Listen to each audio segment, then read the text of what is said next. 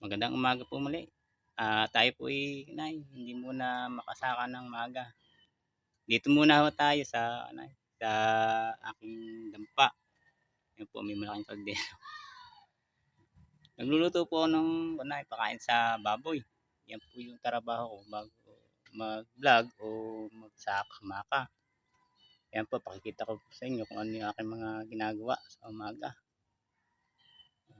Bago pumunta ng tubigan, sa halamanan, update ko muna po yung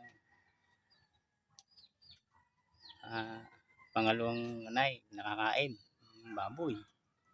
Ito po, pakikita ko po. Yan po. Pakikita ko po sa inyo itong aking ginagawa. Ayan. Tatagtad po tayo ng baboy. Ayan po yung ating lutuan, kaldero. Sabi nga, sa kaldero lang, busog na busog na. Ayun. Ayan po yan. Hinahalo-halo natin.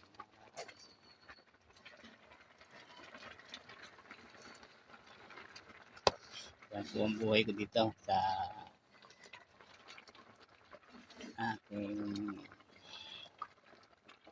panahonan ngayon na naglulunay. Sabi nga daw, hanggat may lakas at kaya, tuloy. Nga lang po yung pag-aalaga sa sarili ng katawan.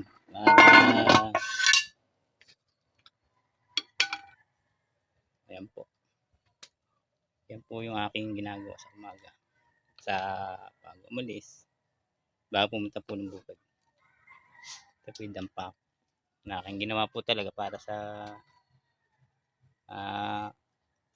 ikabubuhay po. Hindi po pwede kasi isa lang. Kasi kung titingin ka lang sa isa, mahihirapan ho. Kaya kailangan mag-isip ng pamamaraan kung paano mabuhay dito sa mundo. Hanggat may lakas. Yun po lang. Nakikita ko po sa inyo kung paano magtadtad nito. Ayan po. Tayo magtatadtad ng pakain. Ito po yung, marami na po nung gumagawa nito. Yung nga lang po yung aking ginagawa na dito sa aking ang sarili pong gawain. Ito po yung ginagawa.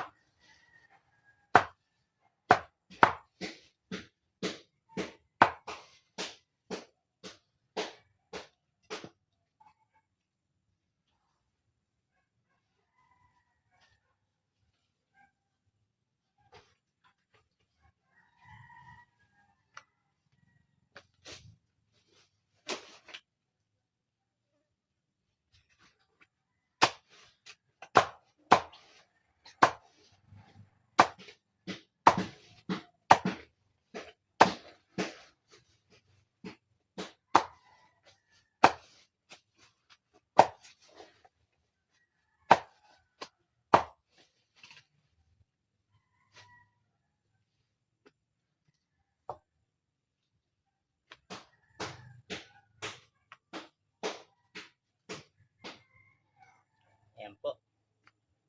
Yung paggagayat, siya muna pong isasalang para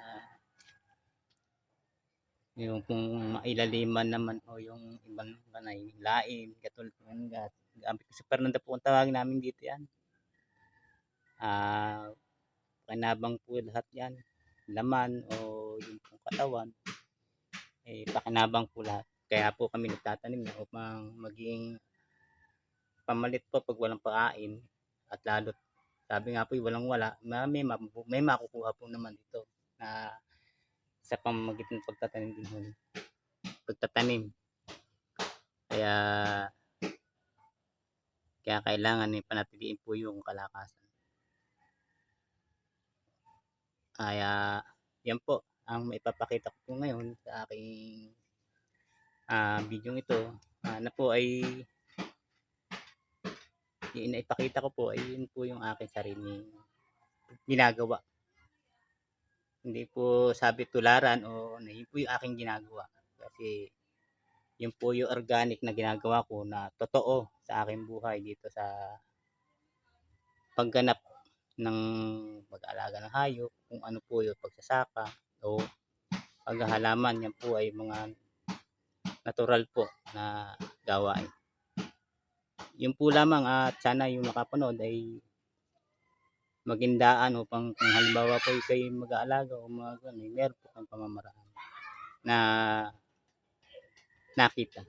Salamat po sa lahat na nakakita at nakapanood. Salamat po.